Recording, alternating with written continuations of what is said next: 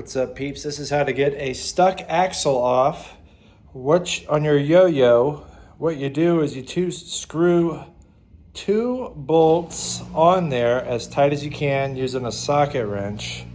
For this one, I used a 9/32. Is that what this is? Yeah, 9/32 socket. All right, you screw them both down all the way, and then you unscrew just the bottom one I used some, I don't know, wire strippers, just this little thing to unscrew the bottom one, and it came out.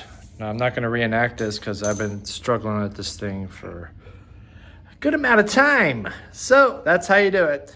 Get two small screws, screw them in tight, two small bolts, screw them in tight, and then unscrew the bottom one. Then it should come out. All right. Peace out, guys. Good luck.